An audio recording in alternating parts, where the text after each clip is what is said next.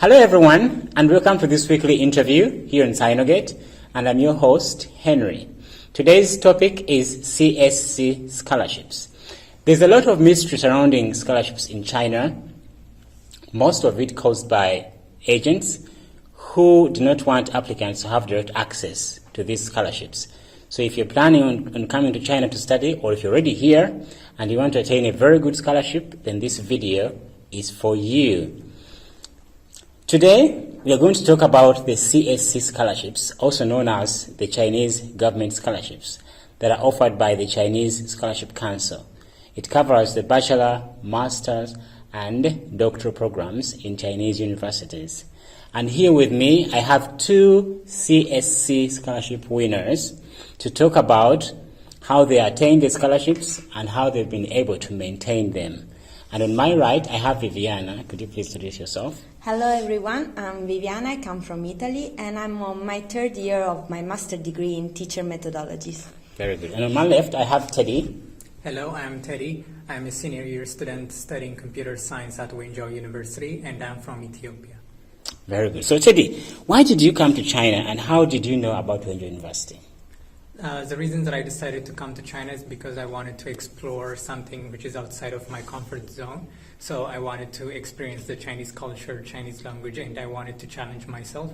And right after I graduated from high school, I found out about Wenzhou University and its computer science program, and that's why I decided to come to Wenzhou University. Oh, very good. Thank you. And how about Vivian? Well, when I was in Italy, I was studying my bachelor degree in Chinese languages and culture. So my university was offering like different scholarship to come to China as an exchange student. And I chose Wenzhou University because in Italy we have a lot of Wenzhounese, so they advised me to come to Wenzhou University. Okay, excellent. And how did you know about the CSC scholarship? And how did you apply for it? Well, I was already here in China studying as an exchange student in 2017. Okay. So the teachers here advised me to apply for my master and apply for CSC scholarship. So that's how I got to know it. And I applied through the university, through Wenzhou University. So I just took my paper. I applied online and then took my paper here to Wenzhou University. Okay, and what did you need in the application? Did you need any language certifications? Yes, because my major is in Chinese, so I need to prove that I knew Chinese. So when you apply for a major in Chinese, you need the HSK5. HSK5, wow. And if the major is in English and you don't come from an English-speaking country, then you need IELTS certificate. I don't remember which level. Okay, so apart from the language certificate, is there anything else that is major that you would need? Highest education certificate, of course, you need to prove that you are a good student, so with a high GPA and things like that. So it's major, the university certificate and then the language certificate. Yeah. Okay, think about you, Teddy. So I was applying for my graduate program at NPU, which is a university in Xi'an. So my teachers also advised me to apply for the CSC scholarship because it's very essential.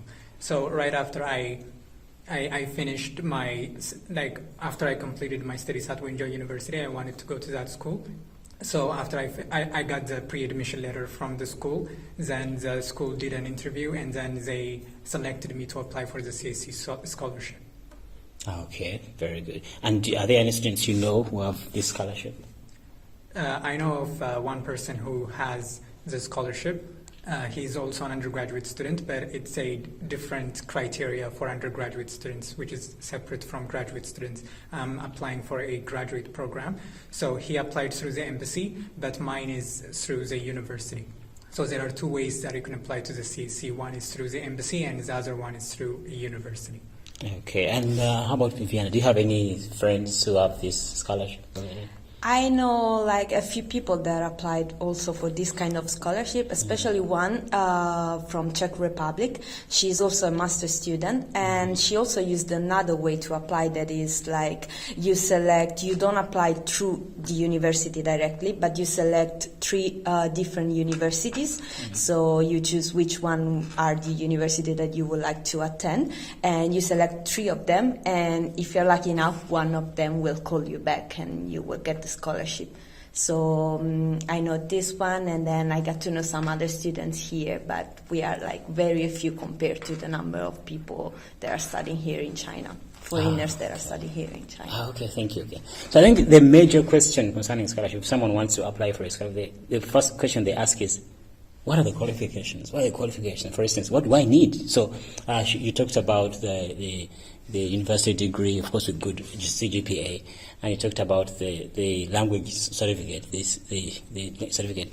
So is there anything else that somebody would need to apply for the scholarship? What would you tell them if they ask you, what do I need?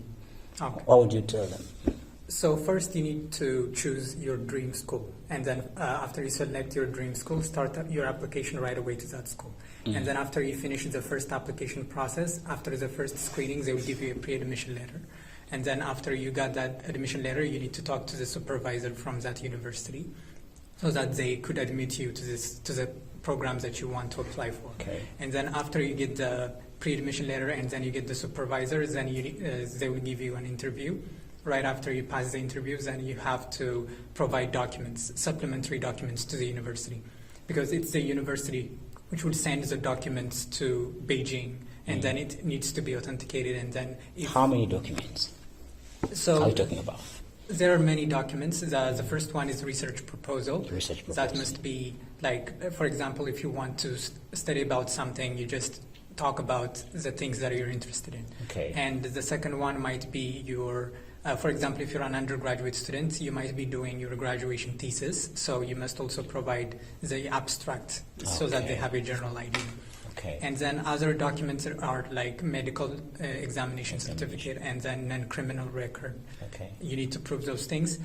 She also mentioned about the language certificates, and there are a lot of supplementary documents. And also recommendation letters. 2 recommendation letters. 2 recommendation letters by teachers that know you as a student, that can prove that you are a good student.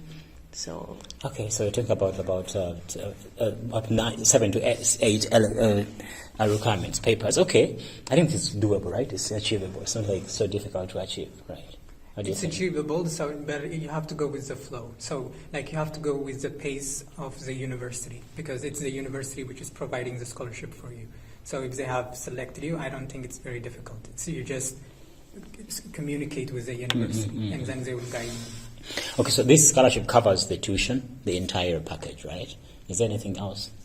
Well, they cover the tuition fee, the school fees, the dorm fees, and also the accommodation, and also the monthly allowance. We have also a monthly allowance that change for bachelor degree. I think it's not the same amount of money for bachelors and for masters and PhDs. As far as I know, for the masters, it's like 3,000 yuan each month. That's about how much in euros? Well, no. I'm not good at math. It's okay. But it's not a bad amount of money. Okay. It's like enough to, of course, live and pay for your food, so you don't have to worry about the food. But if you have some other interest, so if you live outside the dorm, so you have to pay for the rent, which is like higher than the dorms, although they give you an extra 700 yuan per month if you live outside campus. That 700 yuan is not enough because you don't find apartment for 700 yuan, and so you need to add those money. And plus, if you want to try, you are in a different country, so maybe you want to explore, you want to know about China. If you want to travel, then maybe it could be like not little money, but you need to regulate yourself. And another problem is, one problem is that we don't have like a specific time a month when we receive the stipend. So it can happen that 1 month you receive it at the beginning of the month, and then the month after you receive it at the end. So it's actually more than a month that you have to survive with that money. So sometimes it can be a little bit frustrating not to know when you are getting your money, if that is like your only source of income, if your parents cannot help you out. So that can be one problem. Okay, thank you. So, Okay, so as far as I understand, it covers the entire tuition, right? And then accommodation, and then the stipendium, monthly allowance. Okay, is there anything else it covers? That's it, right? Yeah, that's. Oh, the insurance. So apart from that, Yeah. do I need any money, any sort of like expenditure? Apart from tuition, because tuition is covered already, the allowance is there, and then the accommodation. What else do I have to? What do I have to spend on? Now that the government has covered this, if you have this scholarship already. She has already mentioned about like if you are eating from the canteen, then that's the only money that you will be spending. I don't think you'll be spending that much money. And then there are like extra costs. The one that she also mentioned about insurance. Yeah, you need to do your medical. And how exam. much is it? It's about 800 yuan per year. Per year, okay. And then every year you need to renew your residence permit, so that's an extra cost. How much is it? It's like around 400 yuan. Okay. Anything else? And then when you're doing your medical Examination. medical check for the residence permit. Okay. So I think those expenses will also be covered by the Chinese government scholarship. No. Those Only the expenses insurance. are on your own, like the medical checks that you do to renew your visa, and The medical also, check is and on also your- the visa application that is on you. Yeah. Okay, so if you don't like travel a lot or sleep outside in expensive apartments, the money should be enough. Yeah, right? yeah. Yeah, these are like the major things that they need to worry about. Oh. The expenses. In general, they need to know the costs. Okay, very good. This I think is well explained. And now, if our audience out there, if they want to apply for this scholarship, which advice would you give them? Well, they should, of course, be good students. So you should study hard and get your score high. But you should remember that, like, once you get the scholarship, you don't have to renew it. It's not like other kinds of scholarship here in China that you have to renew it every year. You can, once you get it, it covers the whole time of your program.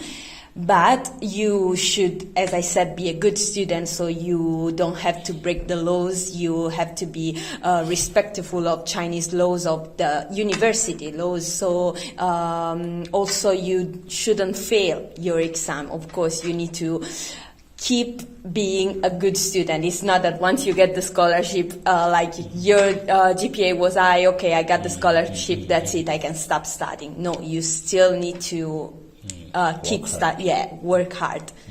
And yeah. Okay, thank you. Would you have any advice for someone who would like to apply for a scholarship? So my advice would be, you know that the CSC scholarship is extremely competitive, and then there is a quota which is given to the embassies and the universities. So first, if you're applying from a country which is which provides a lot of students to Chinese universities, know that there will be a lot of competition, so you need to work hard in your high school so that you get better grades and get higher chance of being accepted for the CSC scholarship. And you need to be a good student also. You need to respect the Chinese law and keep on putting some effort. And also another way is like if you're already in China, like my case, I was already in China as an exchange student when I applied for my master degree. So you should get the teachers to know that you are like a student that they want in their university and that they want to give the scholarship to. So if they ask you to participate to events, just say yes. Just be active and participate to everything. Just get the teachers. Let the teacher get to know you, so they will want you to stay. Okay, so it's important to take part in school activities like competitions. Yeah. Okay, sports activities. Knowing a supervisor from a university actually helps, because before getting the scholarship, the supervisor is the one who directs you, right? So you need to have like connections. If you have some kind of connection with the university that you're applying to, it actually helps for securing the scholarship. Oh, good job. So, the last question is, God forbid, under what circumstances may someone lose their scholarship? For instance, you already have the scholarship, under what circumstances may I lose my scholarship? Well, it is possible, of course, to lose the God scholarship. forbid. God forbid. But as I said, you have to behave bad. So if the school has certain laws, for example, during this special time of COVID, we had different rules from before. So we couldn't travel, couldn't leave the university, couldn't leave the city. If you break those kind of laws, you are going against the Chinese. If you break university laws, you are actually breaking Chinese government laws. So you may lose your scholarship. So you need to be careful. You need to respect China, respect the laws, respect the university, and also, as I said, if you fail exams, so you need to keep high, also in your study, and you also need to study hard and give them a reason to not take the scholarship back. Okay, thank you. How about you, Ted? What do you think would cause the university or whoever is in charge to cancel the scholarship? Yeah, I think it's the same as hers. Just keep being a good student, so that you don't have to worry about losing the scholarship because your grades are going down. And then the main point is respect the Chinese law. Yeah, you have to abide with the regulations that they provide. During orientation before you come to the university, a police officer from the local police station would give you guidelines, and then what regulations should be. You should abide. So I think if you maintain those two things, I think you can maintain the scholarship for the entire duration of your study. Okay, that's it for today. Thank you very much for watching. For more information about CSC scholarships, you can visit our website at www.sinogate21.com. And don't forget to follow us on our social media. The information will be in the description below. If you have any questions, you can leave a comment. And don't forget to follow us on our YouTube channel. Bye-bye.